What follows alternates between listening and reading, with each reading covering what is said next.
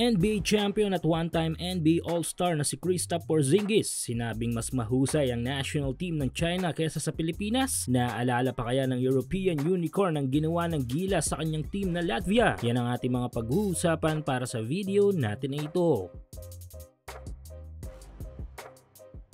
So matapos ang masasabi nating masaklap na pagbubukas ng taon para sa ating national team na Gilas Pilipinas dahil nga sa mga sunod-sunod na mga bad results sa ating mga FIBA Asian Tournament appearance, ay sana this end of the year ay matinding pagbangon naman ang ating gagawin upang kahit papano ay makabalik tayo sa ating track. Kung inyong natatandaan ay naging literal na malaking epekto ang kawalan natin ng ilang mga key players para sa ating national team. At ito nga ay dahil sa mga unexpected setback, at ang na-target pa talaga sa pagkakataon na yon ay ang ating pambato na si Kai Sotto, na nagsisilbing backbone na ngayon ng ating pambansang kupunan. Well, hindi natin may tatanggi mga figures na ito ni Kai Ju sa gilas, scoring 15.5 points, 12.5 rebounds at 3.8 assists. At yan ay masakit na mawala sa ating pambansang kupunan sa Asia Cup qualifiers at sa mismong Asia Cup Championship. Kaya naman sa pagbabalik ni Kai Sotto this October o early week of November ay magiging malaking pag-asa ito para sa ating national team. Bagay siguro na magpapabangon sa atin mula sa pagkadapa. Idagdag pa natin dyan ay ang pagsali din sa ating national team ng 6'10" center na si QMB, na dadagdagan ng firepower ni Kai at Edu sa paint. At kung matupad ang 40 days prep ng Gilas sa tulong ng ating pambansang liga na PBA, ay tiyak na magiging isipin tayo ng tall block at Australia sa FIBA World Cup qualifiers. At kung sakaling mag-cross ang landas natin ng Taipei na 2 beses nagpadapa sa atin sa FIBA Asia, ay tiyak na may matinding bawing mangyayari. Anyway, hindi rin natin pa pwedeng isang tabi ang isa pang national team sa Asia na gigil na makabawi sa atin dahil nga sa dami ng pahiya na inabot nila sa Pilipinas nitong mga nakarang tournament sa Asia. Ito nga yung national team ng China. Suportahan ang inyong paboritong team sa PBA, NBA at MPBL o kahit pa nga sa mga overseas league. Full details sa comment section.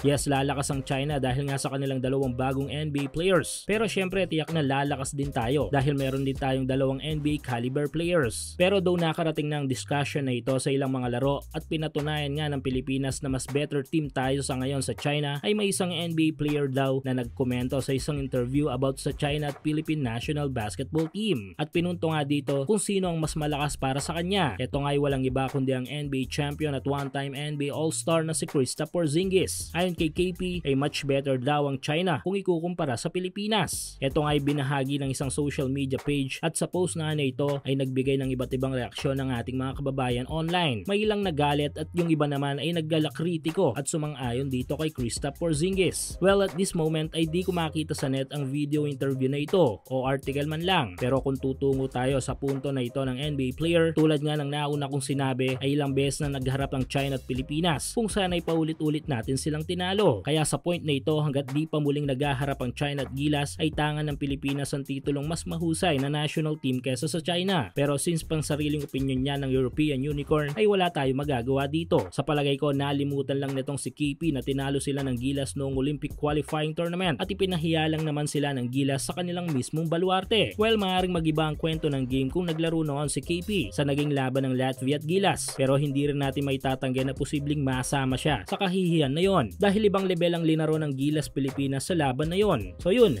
kayo mga ka-hoops, ano ang opinion nyo ukol dito sa opinion ni Kristaps Porzingis?